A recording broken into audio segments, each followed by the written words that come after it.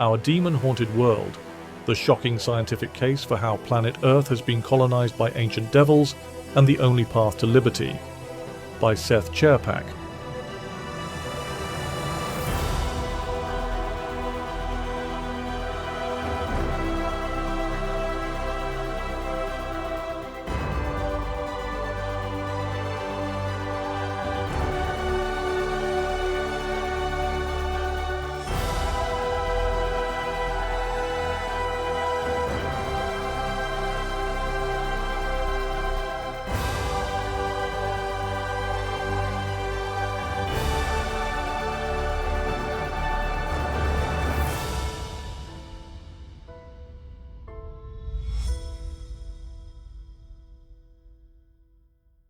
Introduction.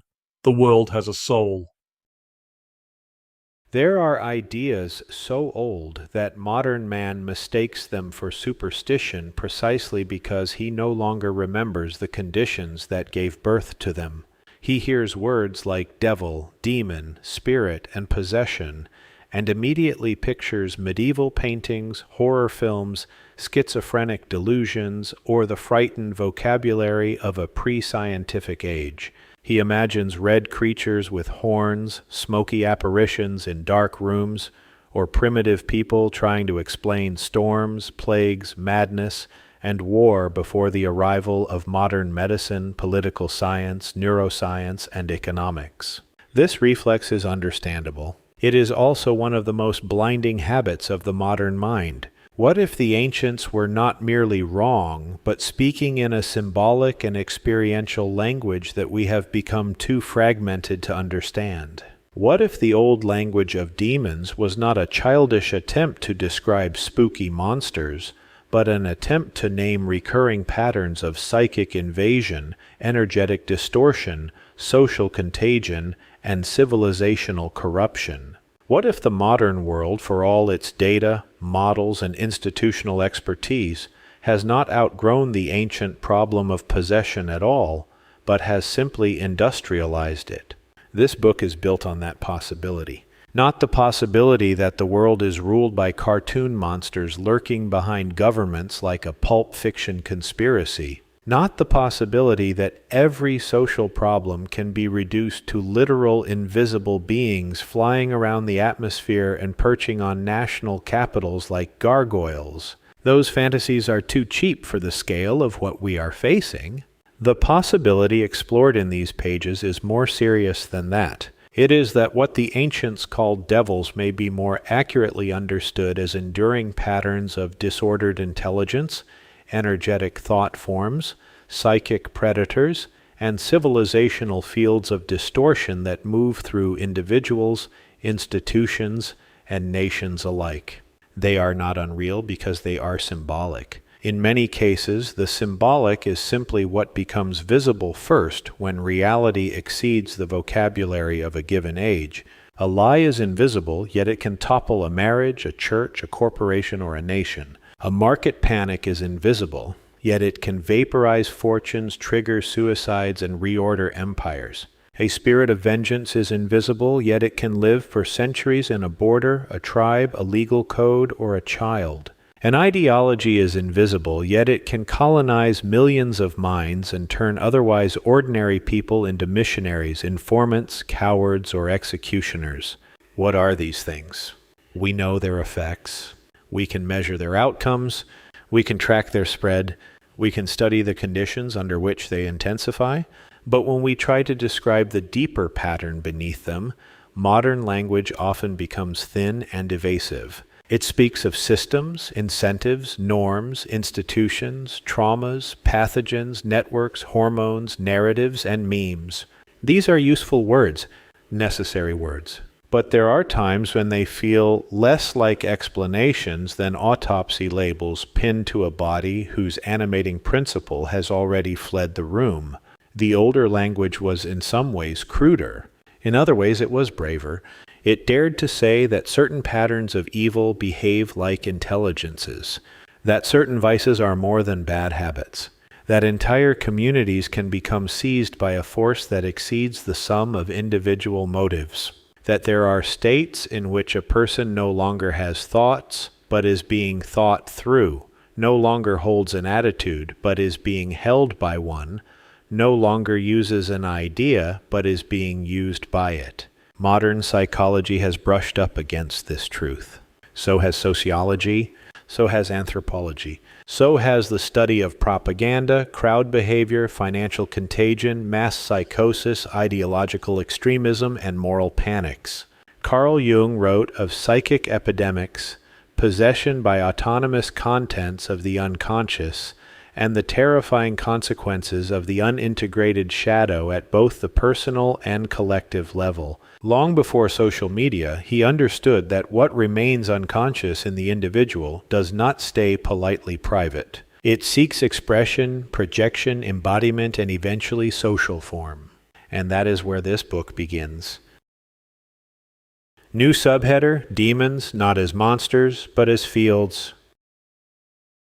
To say that the world is demon-haunted is not to say that every tragedy should be explained with medieval literalism. It is to say that human beings live in a morally and psychologically charged universe, and that certain distortions replicate through it with the persistence of parasites and the coherence of pattern. In the framework behind this book, demons are best understood neither as mere metaphors nor as cartoon entities, but as something more unsettling, recurring fields of distortion that can inhabit minds, relationships, institutions, and civilizations. They behave like parasitic programs in the human soul. They colonize attention, they recruit emotion, they distort perception, they hijack virtue. They turn unmet needs into compulsions and noble instincts into avenues of corruption. Greed presents itself as security. Lust presents itself as freedom. Sloth presents itself as peace. Wrath presents itself as justice. Gluttony presents itself as lifestyle. Envy presents itself as moral or intellectual superiority. Pride presents itself as enlightenment. This is why the language of fields matters. A field is not reducible to any one object within it. You cannot hold a magnetic field in your hand, yet you can observe its effects with absolute clarity through what it organizes. In the same way, a demonic field is known by its patterning power. It bends individual choices into recurring shapes. It makes certain behaviors, incentives, and institutions seem normal, necessary, inevitable, or righteous. It creates climates in which particular distortions flourish. A civilization under the spell of mammon does not merely have money. It moralizes accumulation, sanctifies anxiety, and trains entire populations to experience self-worth through production, scarcity, and financial comparison. A civilization under the spell of Azazel does not merely defend itself. It ritualizes grievance, sacralizes revenge, and raises generation after generation on the milk of remembered humiliation. A civilization under the spell of Lucifer does not merely dream. It tries to perfect humanity, engineer heaven, and enthrone itself in the place of God. Once you see these patterns, history stops looking like random chaos. It begins to look like weather in the moral atmosphere. New subheader, Jung, the collective shadow and the problem of possession. Carl Jung remains one of the few modern thinkers whose language is elastic enough to help us bridge ancient spiritual intuition and modern psychological analysis without reducing either one to nonsense. Jung understood that the human psyche is not a neat little office with a rational manager sitting at the desk. It is a kingdom, a wilderness, a cathedral built over a cave system. The ego is not its sovereign so much as its negotiator, and often not a very good one. Beneath the conscious personality lies the shadow. Everything rejected, disowned, underdeveloped, shamed, split off, or exiled from awareness. This shadow is not merely personal. It is familial, tribal, national, civilizational. It accumulates over generations. It sinks into institutions. It hardens into myths, enemies, class systems, racial fantasies, bureaucratic rituals, theological slogans, and political identities. It waits underground until a crisis, humiliation, or opportunity opens a crack in the floor. Then it comes rushing up, This is one of Jung's most important contributions to any serious study of evil, the recognition that what is denied inwardly tends to appear outwardly in projected form. The denied coward sees tyrants everywhere. The denied lust becomes moral obsession with other people's bodies. The denied greed speaks only of justice. The denied rage creates enemies that appear worthy of total destruction. The denied pride clothes itself in humility, enlightenment, or service. Now scale this up from the individual to the crowd. A nation can do this. A church can do this. A political movement can do this. A class can do this. A civilization can do this. The collective shadow forms when a people organize themselves around a self-image too fragile to contain the truth of their own aggression, vanity, envy, fear, appetite, or cruelty. Once that happens, the denied content does not disappear. It becomes mobile. It seeks hosts. It spreads through emotional contagion, ritual speech, propaganda, moral signaling, policy, and institutions. At that point, people are no longer simply wrong. They are possessed not necessarily by a little horned being, but by an autonomous pattern of psychic distortion that has seized both perception and moral vocabulary. This is why ideological possession is one of the central themes of this book. People do not become dangerous only because they are ignorant. Very often they become dangerous because they are morally inflamed while psychologically blind. They experience themselves as noble precisely when they are most colonized by the shadow they refuse to name. The most terrifying people in history are rarely those who know they are serving evil. They are those who feel righteous while doing it. New subheader, From Emotional Contagion to Civilizational Capture. Modern people like to imagine that possession belongs to the superstitious past, while contagion belongs to science. But the distance between those two words is thinner than it seems. Emotions spread.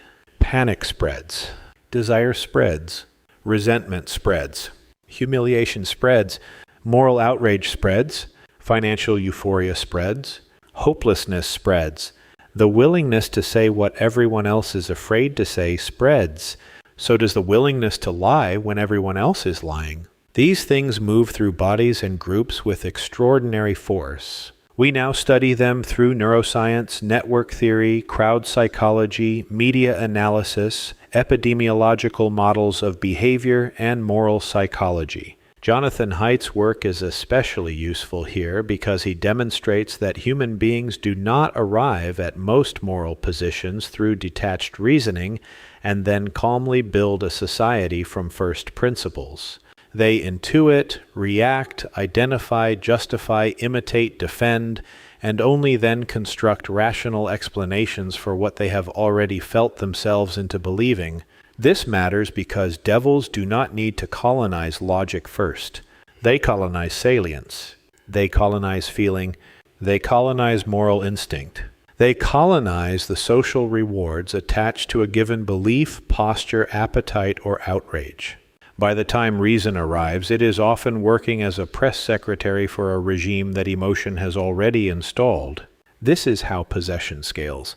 A vice becomes a mood becomes a style becomes an identity becomes a movement becomes an institution becomes a civilization's normal. By then, the original corruption is almost impossible to see because it has woven itself into architecture, law, education, markets, media, sexual norms, religious language, and the stories a people tell about themselves. It no longer feels like bondage. It feels like reality. This book is about those moments when reality itself begins to tilt. It is about how whole regions of the world can become unusually hospitable to a given distortion, not because the people there are uniquely evil, but because history, geography, trade, trauma, institutions, incentives, and symbolism have combined to make one form of possession easier to normalize than another. Some places become ideal breeding grounds for fear-driven accumulation. Some for erotic excess, some for bureaucratic sedation, some for vengeance, some for gluttonous consumption, some for moralized envy and false justice, some for pride draped in the robes of progress, utopia, or transcendence. These are not random distributions, they are patterns, and patterns can be studied. New subheader: How to read this book. This book makes an argument on 3 levels at once. First, it makes a symbolic argument that the ancient language of devils still carries explanatory power when translated through the lenses of psychology, civilizational analysis, and moral philosophy. Second, it makes a historical argument that different regions and eras have displayed recurrent shadow patterns corresponding to specific distortions of human desire, fear, appetite, knowledge, justice, and pride. Third, it makes an empirical argument that many of these patterns can be tracked through measurable indicators, economic behavior, fertility trends, addiction, obesity, conflict rates, institutional trust, bureaucratic expansion, ideological polarization, elite overproduction, social atomization, violence, and the macroeconomic structures that reward particular forms of vice. This means I will move freely between registers that modern specialists often keep sealed off from one another. At times we will sound like historians, at times like economists, at times like psychologists, at times like theologians speaking in exile from a dead empire. Good. Reality does not respect our departmental boundaries, and evil certainly does not. Still, a warning is necessary. This book is not an argument for reducing every social phenomenon to one cause. It is not a superstitious substitute for data. It is not an attempt to baptize prejudice in mystical language. It is not a license to condemn whole peoples as though one region were pure and another cursed. Every devil is global now. The whole world has been networked into a single infernal supply chain. What differs from place to place is not whether evil exists, but which form of it is easiest to reward, romanticize, legislate, monetize, sexualize, bureaucratize, or mistake for virtue.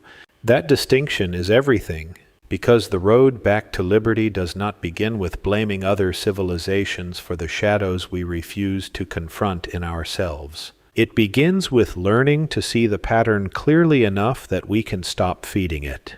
The map is outside us, yes, but it is inside us first.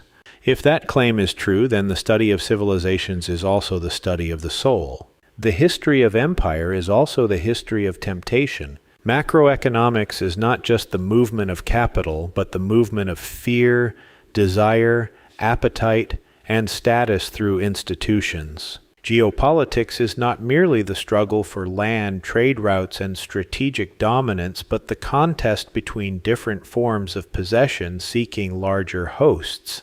That is the burden of this book. To look at the modern world without the anesthetic. To treat recurring evil as patterned rather than accidental. To recover a language vast enough to hold both statistics and spirits, both institutions and archetypes, both GDP and the shadow.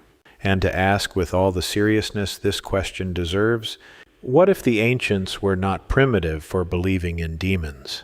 What if we are primitive for refusing to recognize the forms they now wear? End of the introduction of Our Demon-Haunted World by Seth Chairpack.